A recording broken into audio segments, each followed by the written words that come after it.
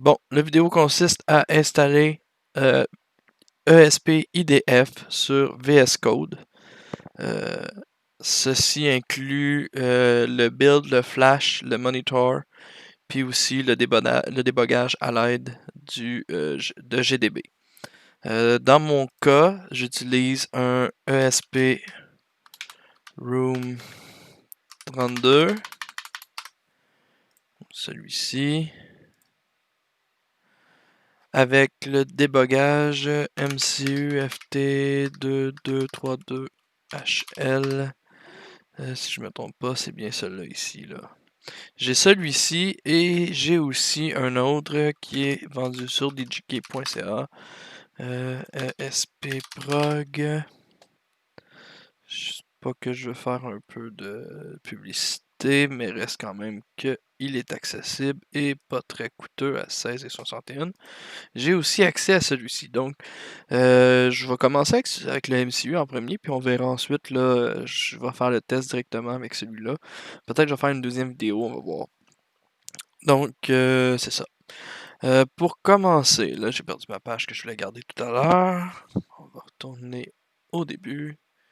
Ici, comme ça. Merveilleux.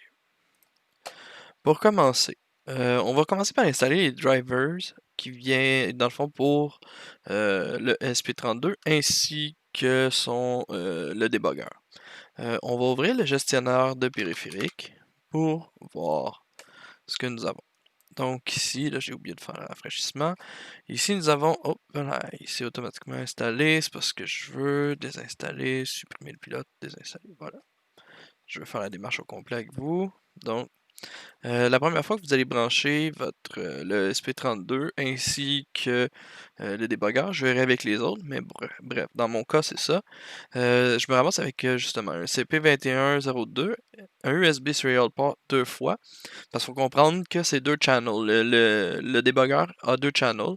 On va utiliser l'interface 0, puis on peut utiliser l'interface 1 pour pouvoir l'utiliser, dans le fond, l'utiliser comme un UART. Donc tu peux l'utiliser pour de la communication directement à partir du débugger. C'est sûr qu'il faut faire la connexion, là, UART selon les pins, mais on peut l'utiliser pour pouvoir faire un port série, une communication série. Donc, on va commencer par le SP32 qui est le CP2101 driver. Donc, on va installer ce driver-ci, qui est le VCP driver. Dans le fond, vous en allez ici sur le site de Silicon Labs, Download. Puis, vous avez ici le CP210X Universal Windows Driver.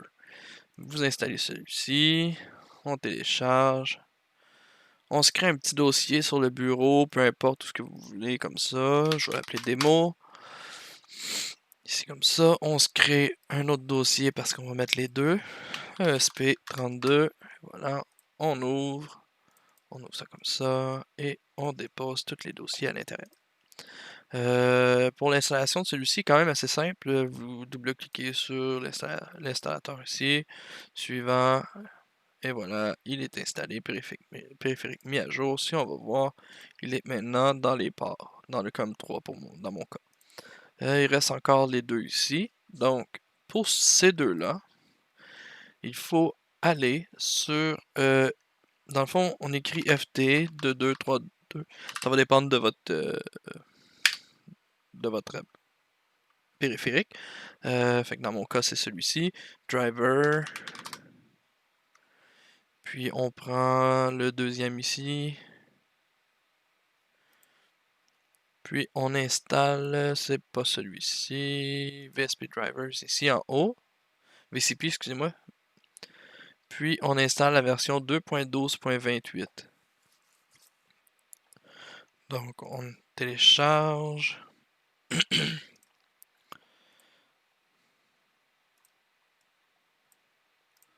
On dépose le tout dans un autre dossier. FTD 2232 HL. Et voilà. Pour l'installation de celui-ci, ça va être directement à partir du gestionnaire de périphérique.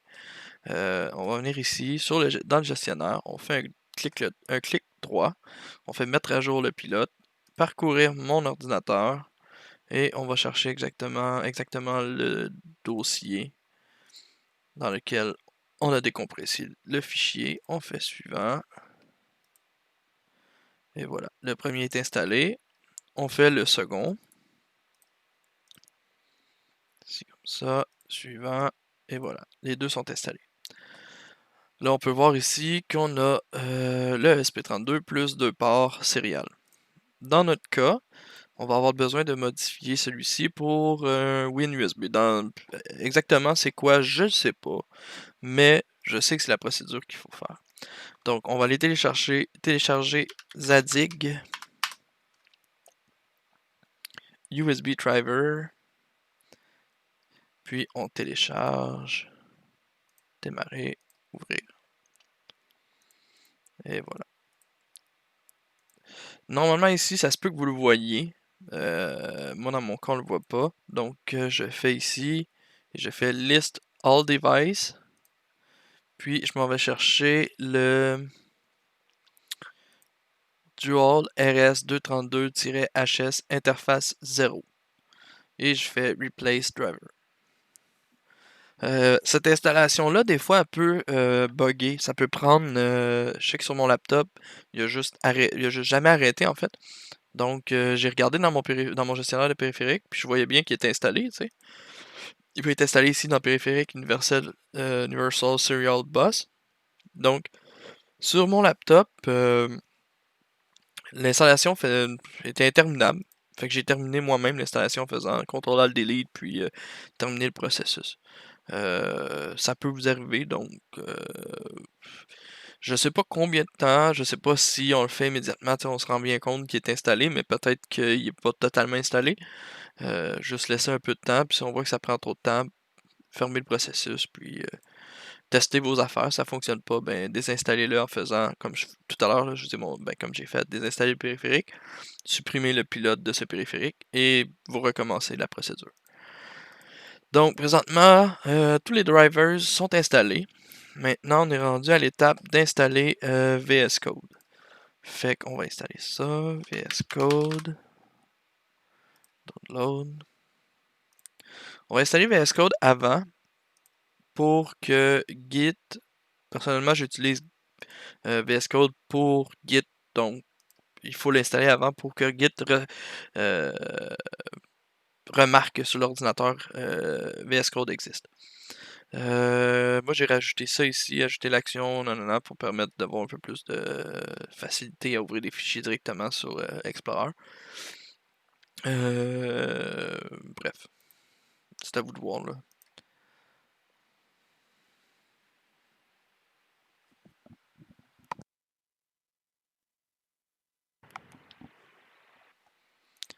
Donc j'ai fait exécuter, mais je n'étais pas rendu là.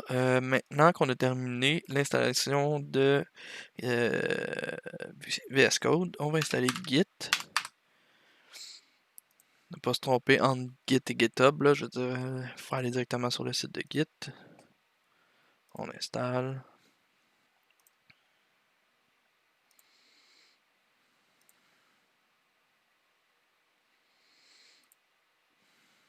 Il me dit que mon dossier existe déjà. J'ai oublié d'effacer les dossiers, c'est vrai.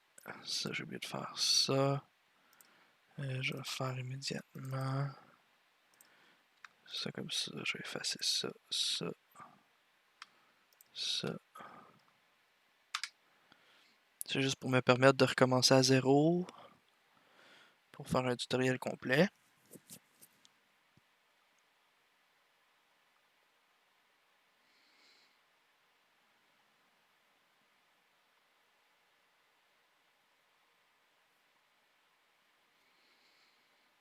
Je vais mettre la vidéo sur pause puis je reviens après. Bon, voilà, les documents sont effacés. Maintenant, je peux continuer l'installation. Donc, on laisse ça comme ça. Next. Next. Comme je vous dis ici, j'utilise Visual Studio as Git's default editor. Et le reste, je fais suivant, suivant, suivant, suivant.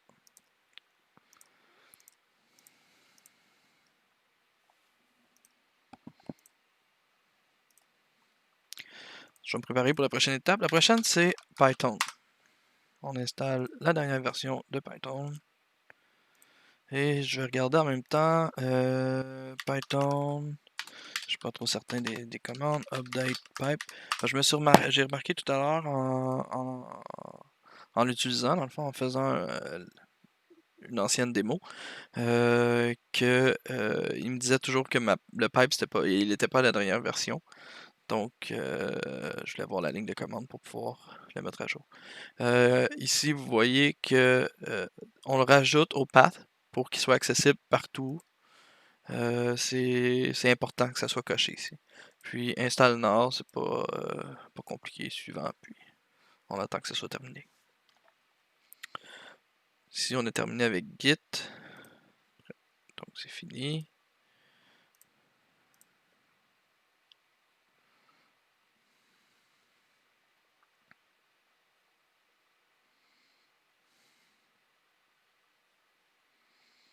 Et voilà, on va faire comme qu'il dit ici, command prompt, invite de commande. Est-ce qu'il faut le démarrer en prompt as an administrator? Je pense qu'il faut le démarrer en... Bon, bref, on va l'essayer. Puis on copie la ligne ici. Comme ça, on va voir si ça fonctionne. Il met à jour PIP. Et voilà. Donc ça, c'est réglé. Maintenant, on est rendu à l'étape d'installer ESP IDF sur VS Code. Alors, on ouvre Visual Studio. Je vais fermer le folder. Voilà. Donc, on s'en vient ici sur les extensions. On écrit ESP-IDF. C'est le premier ici. Puis, heureusement, ils ont fait la mise à jour. La version 6.0 avait un bug qui faisait que le monitor ne fonctionnait pas. J'ai testé avec le 6.1, ça fonctionne. Alors, je vais continuer mon installation à partir de ça. Donc, on fait install.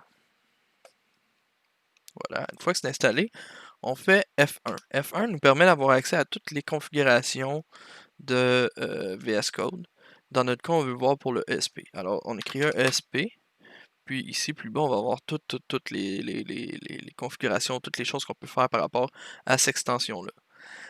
Donc, dans notre cas, on va aller faire... à toute fois, je le cherche. Il devrait être ici dans les débuts, là, mais...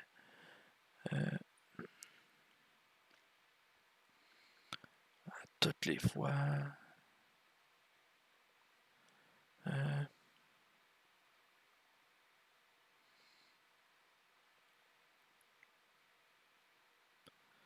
bon, faut croire que je le vois pas ici. Fait que peut-être qu'il est ici au début.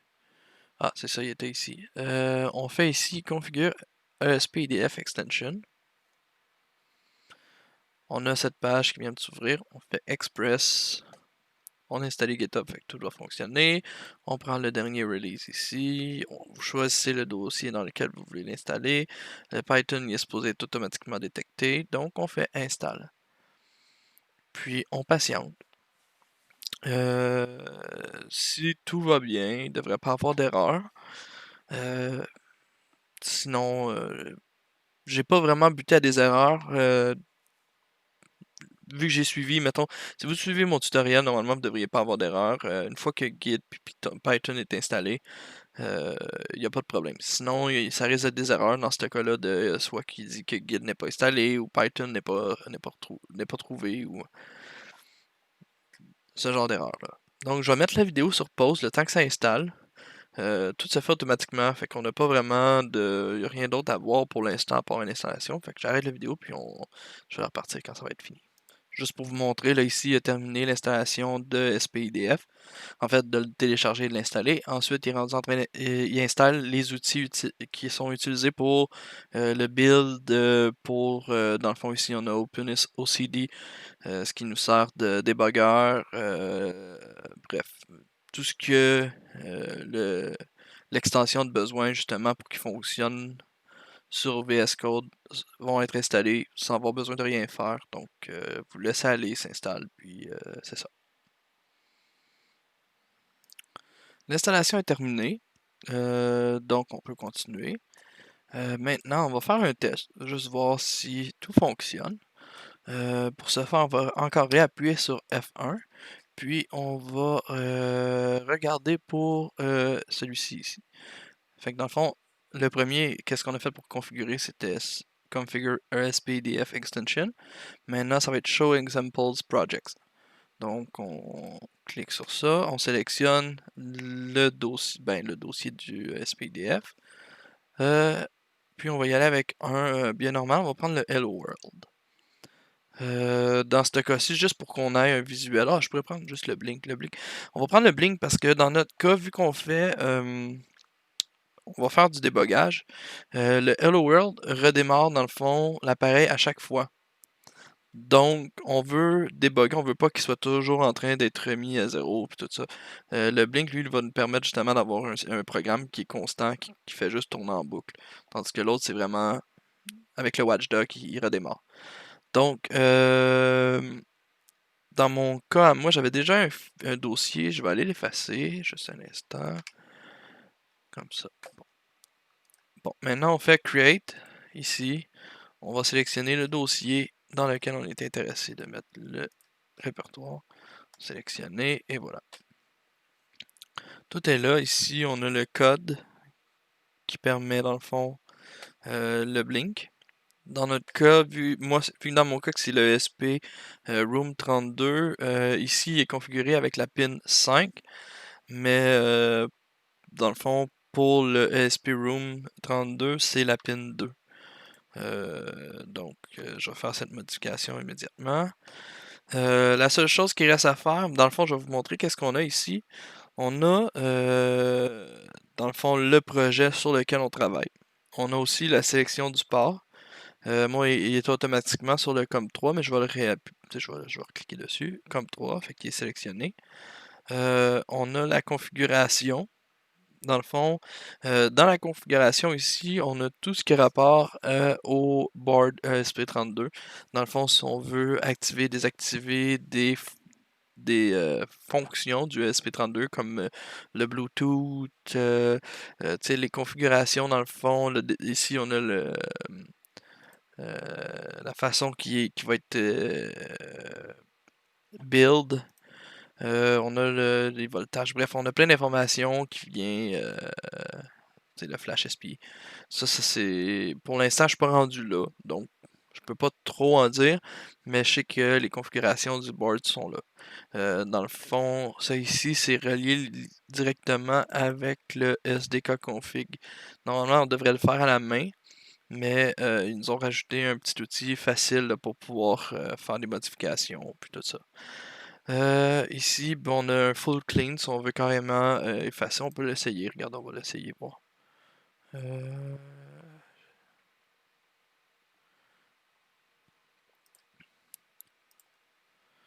On voit que ça fonctionne. On voit que ça fonctionne. Non, mais celui-là, je sais pas, là, il a pas l'air à faire full clean. Donc, on va laisser ça comme ça. Ici, on a le build project, flash device, monitor, et ici, on a la totale build, flash and monitor. Puis dans mon cas, je vais faire un build flash monitor.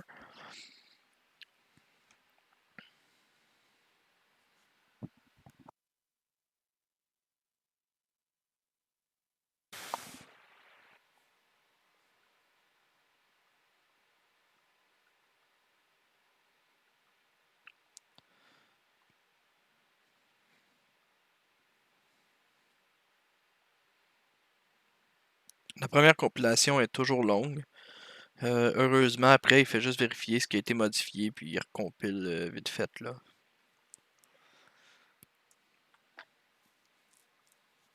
Faut s'armer de patience.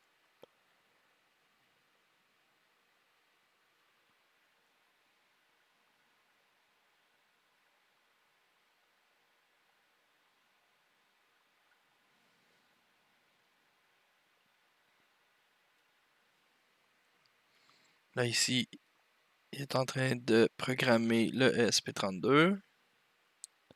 Et on a le monitor qui fonctionne. Là, vous ne le voyez pas, mais présentement, j'ai ma LED bleue sur le ESP32 qui s'allume et qui s'éteint en même temps que, l'affichage ici se fait. Donc, pour la programmation, c'est fait. Ça fonctionne. Maintenant, on va aller programmer OpenOCD. Pour ce faire, la première chose qu'on va faire, on va retourner dans Extension. Ici. Puis on va cliquer sur la roue dentée ici. Puis on va s'en aller sur Extension Settings. Ce n'est pas la même chose. J'imagine que le F1, on doit être capable d'aller voir exactement les settings de l'extension, mais bref. Ensuite, ce qu'on va écrire en haut, on va écrire Open OCD. OK. Puis ici, dans ESP-IDF, on va faire Edit Setting JSON. Là, ici, il est déjà modifié. Dans mon cas, dans le fond, ce que j'utilise, il s'appelle le mini-module. Puis, j'utilise aussi le room 32.cfg.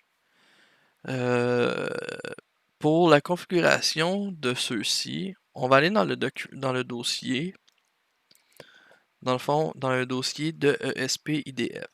Il est installé de base dans utilisateur, Frank, puis dans ESP. Dans le Espressif, ici, nous avons tous les outils qui ont été installés. En tant que tel, on n'a pas vraiment besoin de faire grand-chose dans ce dossier-là. Alors, on va aller dans le ESP ici. On s'en va dans le ESP IDF. Ensuite, on s'en va dans Tools, si je me trompe pas. Ensuite, on s'en va dans... Est-ce que je me suis trompé? Je crois que oui, finalement. C'était exactement dans l'autre dossier. Bon, on s'en va dans le Espressif, je suis désolé. Tools, Tools, on s'en va dans OpenOCD. On continue jusqu'au bout, jusqu'au bin, pas le bin. On s'en va dans le share. Est-ce que c'est là-dedans? Script. Oui, c'est bien dans celle-là. Donc, on s'en va dans point expressif. Tools, Tools, OpenOCD. On continue jusqu'à Share, OpenOCD, Script. Si je ne me trompe pas. On le voit ici. Share, Script, c'est ça. Donc, dans ce dossier, on va d'abord, on a deux choses. On a l'interface, puis on a le board qu'il faut configurer. Donc, pour le board, dans le fond, ce qui nous intéresse, il y a deux choses qu'il faut configurer dans le fond. Sur le board, dans le fond, ça va sur ESP Room 32, on l'ouvre. Vous pouvez décider qu'il se trouve sur VS Code ou bloc-notes. Ça, c'est important. C'est sûr qu'ici, là, ils disent que ce fichier-là risque d'être enlevé, puis bref, on verra qu'est-ce qu'on utilisera rendu là. Je pense qu'il faut seulement utiliser le ESP32 Rover Kit. Puis, dans le fond, peut-être modifier directement la ligne ici, mais j'ai pas essayé. Donc, je vais rester à ce que j'ai fait, qui est le ESP Room 32. Je faisais juste mettre la puce à l'oreille, dans le fond, que ça se peut que ce soit celui-ci qui va être utilisé prochainement, puis que c'est dans celui-ci qu'il va falloir modifier les choses. J'avais gardé l'ancien, ici. Je vais l'ouvrir, justement pour me garder un backup. Et on va rajouter la ligne suivante. Adapteur, kHz. Moi, j'ai mis 8000, c'est pour 8 MHz. Ça fonctionnait, il y en a qui ont des complications. On peut aller, je crois, jusqu'à 20 MHz. Ce que j'ai lu, c'est que sur un breadboard, ça peut créer des complications en plus des fils des connexions. Moi, à 8000, il avait l'air correct. J'étais capable de débugger, donc je laisse à 8000. La seule configuration qu'on avait dans le ESP Room 32.config, c'était cette ligne-là. Sinon, il t'aurait donné une erreur en disant que l'adapteur kHz n'est pas dans le document, dans le fichier. Donc, on sauvegarde. Pour celui-ci, c'est réglé. Ensuite, comme que je disais, il y a l'interface, le mini-module. On va aller ouvrir le fichier du mini-module qui est dans Interface. Mini-module, excusez-moi, FTDI. Mini-module.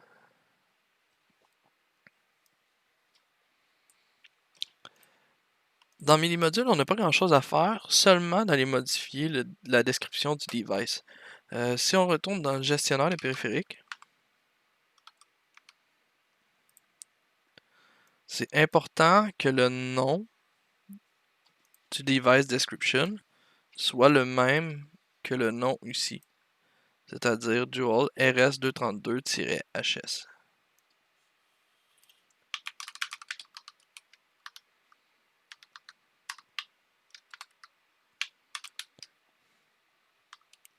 Donc, voilà, c'est réglé. Alors, dans les deux cas, la modification a été faite. À ce niveau-là, je crois qu'il n'y a plus de problème. C'est important, comme je disais, on va retourner où ce que j'étais. On clique sur Manage. Une fois que tout est fait, juste pour retourner, retourner où ce qu'on était. On s'en va dans. On peut chercher aussi ici, là, si vous voulez, là. Ici, OpenSSD config, edit, comme ça, puis on modifie ça. Dans l'ancienne version, il me disait workspace aussi. Ok, c'est ça. Donc, on le modifie ici. On fait un copier-coller. On s'en vient ici. On fait workspace. Puis, on peut l'éditer aussi. Puis, l'ajouter. Parce que je sais pas si. On va le tester tel quel en premier. Puis, on verra si on a besoin de faire ça. Ok. Bref. Donc, on va essayer l'OpenOCD. Pour pouvoir l'activer, on a juste à appuyer ici. On fait Start. Puis on voit que ça a fonctionné. Parce que ici on a un listening on port GDB, on n'a pas d'erreur. Cette erreur-là, j'ai cherché pour essayer de la régler. Je ne l'ai pas trouvé. On voit quand même. Non, on voit qu'il a utilisé un autre board. Donc je crois que c'est important d'aller le modifier ici. Alors je retourne Workspace, Edit. On fait un copier-coller. On save. On arrête le serveur OpenOCD. On le redémarre. Puis ici on peut le voir, là, il m'a mis la ligne SPRoom 32 de deprecate, il l'a mis à 8000 kHz et tout fonctionne. Maintenant, pour pouvoir débugger, on va faire juste un test pour pouvoir débugger. On va se rajouter une variable int test égale 0. Puis on va les mettre dans le while test plus et voilà. On va sauvegarder. On va rebuilder. Je mettrai le lien dans la description pour celui-ci, là. Mais si vous voulez le chercher automatiquement, ça va être obligé d'aller chercher le lien. VS Code, ESP-GDB, puis vous cherchez l'apt Trinks. Dans le fond, ce lien-là. Puis on descend un petit peu plus bas. Puis on a les lignes à ajouter ici pour le debug. Donc on copie ça. On s'en vient ici où il y a le debug. On appuie sur la roue dentée et ceci nous apparaît. Maintenant, on a juste à. C'est vrai que j'ai tout copié, je vais copier juste la ligne ici. Comme ça. Ah, j'ai oublié une chose aussi. On va enlever ça ici comme ça. Sauvegarder. Cette ligne-là, je l'enlève parce qu'elle n'est pas configurée. Puis, il va rester à modifier ici le chemin pour, dans le fond, pour le extensa. Je vais le faire avec vous. Il y a une chose que j'ai oublié, il y a une extension à installer. GDB, puis je vais le voir rendu là. GDB, c'est... je crois que c'est Native Debug.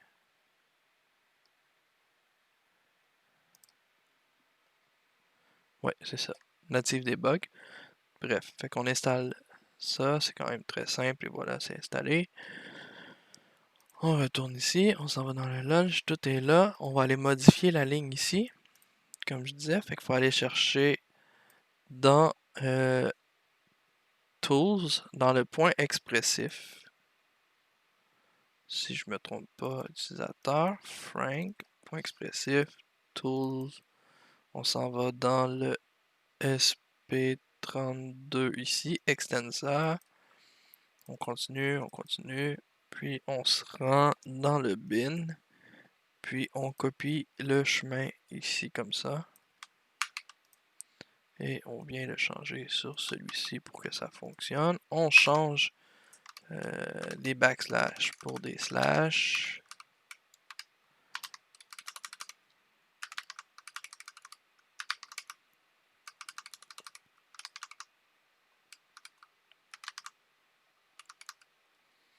Et voilà, on sauvegarde. On peut modifier le nom si vous voulez. Moi, je vais mettre un nom SP. Ici, on peut voir que ça a été modifié. Puis, pour le tester, on regarde ici le serveur OpenOCD is running. On pèse sur play et on a une erreur. Pour quelle raison? Exist in file system.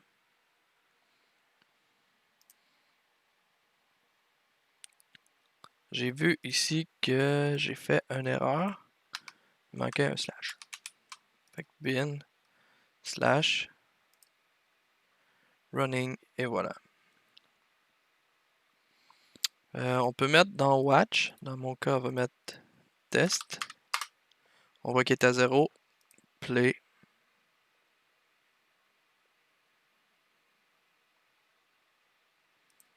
Ah oui, c'est vrai. C'est play, mais c'est...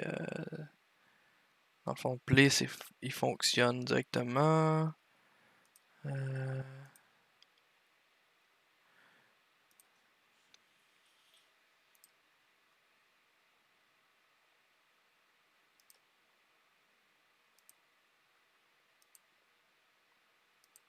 Et voilà.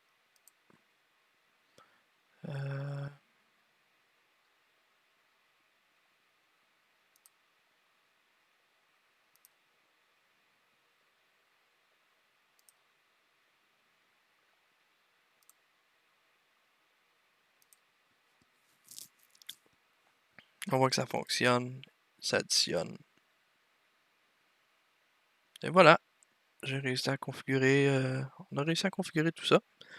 On va terminer le tutoriel pour l'instant. Je vais probablement faire un autre tutoriel par rapport aux librairies parce que de base, si on se rend compte ici, les librairies ne sont pas reconnues si on installe l'extension, parce que on fait du C++ dans notre cas.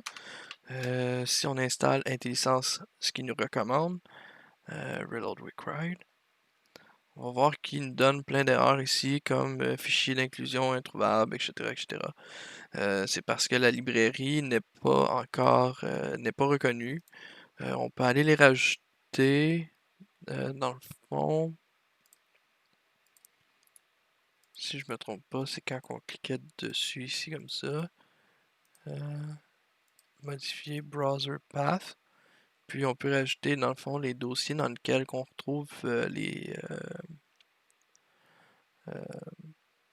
Ah, il a mis automatiquement le SPDF, d'accord. Dans le fond, on peut rajouter les dossiers où que les librairies sont retrouvées. Je pense que dans mon cas, je vais utiliser MinGW32. Mais rendu là, je verrai. Bref, c'est ça qui est ça. Je vous souhaite une bonne soirée. Merci.